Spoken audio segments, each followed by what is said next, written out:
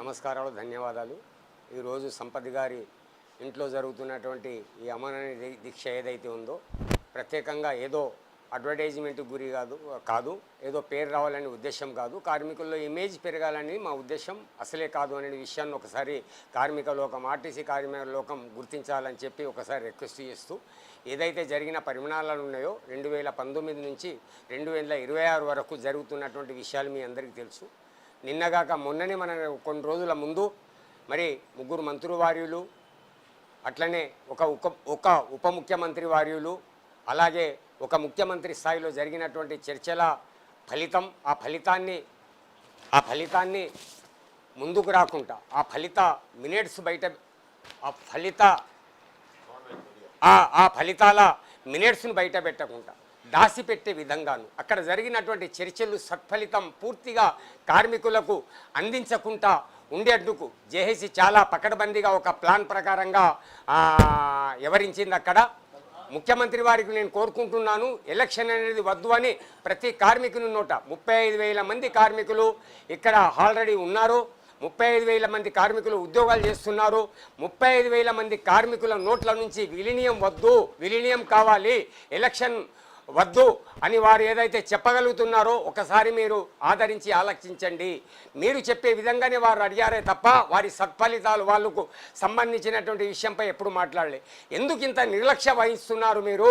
విలీనం చేస్తున్నటువంటి వ్యక్తి ఇది మరి తెలంగాణ జూన్ 2కు తెలంగాణ వచ్చినటువంటి సందర్భంగా మీ నోట ఎందుకు మాట రాలేదు? రాకపోవడానికి గల కారణాలు ఏంటి అంటే, మా మీద ఎంత అసమానత చూపిస్తున్నావో అంత అసమానత చూపిస్తున్నావు అని చెప్పి ఇక్కడ నిదర్శనం. ఇక్కడ గుర్తు అయిపోయింది కార్మికుడి గుండెల్లో.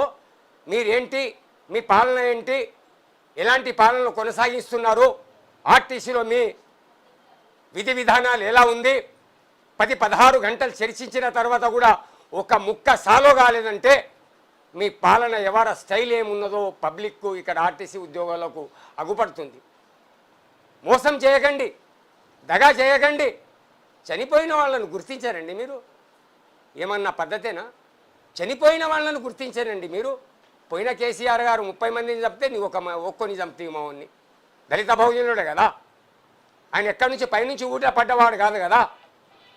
ఎందుకు బలిదానం చేసుకునే పరిస్థితి వచ్చింది? నీ నుంచి సరియైన సమాధానం రాలేదు కాబట్టే బలిదానం చేసుకున్నాడు. 16 గంటలు చర్చించారు. ఏం చర్చించారండి మీరు? ఏమి ఇచ్చారు మాకు? 11% మేము అడిగామా? ప్రభుత్వంలో విలీనం చేస్తే ఆర్థికపరమైనటువంటి ప్రాబ్లమ్స్ ఏమన్నా వస్తాయా? పక్క రాష్ట్రం లేదా? కర్ణాటక లేదా?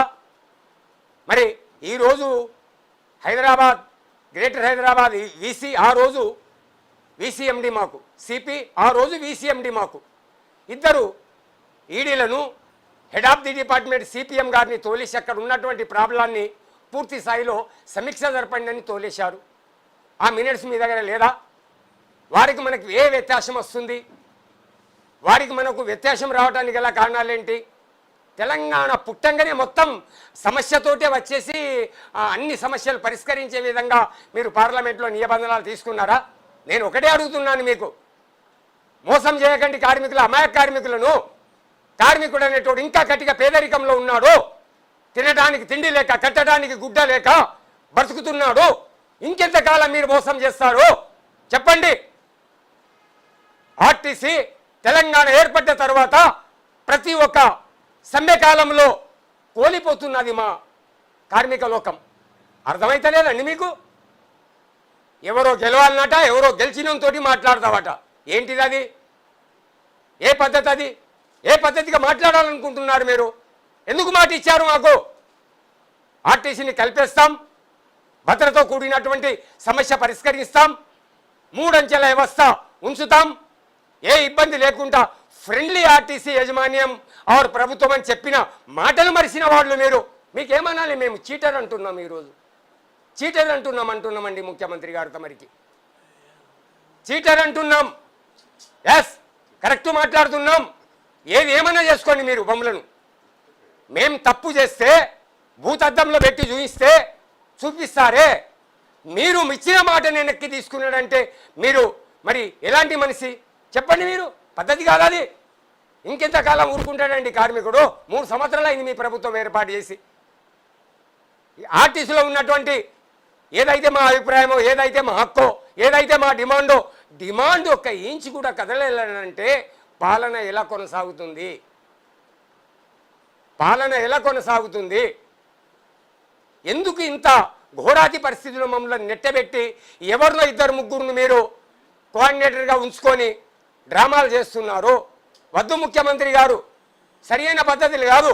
మా కుటుంబ సభ్యులతో సహా, మా పేరెంట్తో సహా రేవంత్ రెడ్డి గారు ఈ రాష్ట్రానికి ముఖ్యమంత్రి కావాలని పిడికిలు బిగించిన అటువంటి ఒక ఆర్టీసీ ఉద్యోగి పట్ల ఎందుకు ఈ అసమానతని నేను చెప్తున్నాను, నేను అడుగుతున్నాను. దయచేసి ఆదరించండి, ఎవరి మాట వినకండి. బేషరతుగా జూన్ మాసం దాటక ముందు బేషరతుగా మీరు విలీనం గిట ఒకవేళ చేసినట్టుంటే ఆ రోజుల్లో వచ్చినటువంటి తెలంగాణ మీ యొక్క పాలక వర్గానికి మరి అద్భుతమైనటువంటి ఆదరణ ఈ రాష్ట్రంలో లభిస్తుంది. అర్థం చేసుకొని మాకు అర్థం చేసుకొని మీరు ఈ పద్ధతులను కొనసాగుతారని చెప్పి ఆశిస్తున్నాం. మరి ఈరోజు తమ్ముడు ఒక్కడే కాదు, రేపడుసుని మా కుమార్ గారు కూడా కూర్చుంటున్నారు. దశల వారీగా రాష్ట్ర వ్యాప్తంగా ఇలాంటి కార్యక్రమాలు పోతాయి. వద్దు బలిదానాలు, మీరే అన్నారు. బలిదానాలు వద్దు, మీరే అన్నారు. బలిదానాలు మీరే అన్నారు. మాట తప్పద్దు అని చెప్తున్నాను నేను. ముఖ్యమంత్రి స్థాయి అంటే పవిత్రమైనటువంటి స్థాయి, కాన్స్టిట్యూషన్ రైట్ స్థాయి. ఒక రాష్ట్రాన్ని పాలించేటువంటి ఒక రాజు, ఒక రాష్ట్రానికి పాలించేటువంటి కాన్స్టిట్యూషన్ బాడీ మీరు అబద్ధం ఆడితే మా బతుకులు ఏం కావాలి? మేము ఎలా బతకాలి? భూమి మేము మా పాదాలు మోసి మేము నడవగలుగుతామా? అర్థం చేసుకొని తప్పనిసరి ఏదైతే మా ప్రధానమైనటువంటి ఏజెండా ఒకటే ఒక ఏజెండా ఉందో విలీనం అనే ప్రక్రియను అతి త్వరలో రేపు ఎల్లుండి వరకు మీరు ప్రకటించేసేసేయండి. అందరం సంతోషంగా ఉంటాం కదా. ఆలోచించి మీరు నిర్ణయం తీసుకొని మరి ఈ నిరుపేద ఉద్యోగులను, ఆర్టీసీ ఉద్యోగులను కాపాడతారని చెప్పి ఆశిస్తూ సెలవు తీసుకుంటారు. నమస్కారాలతో.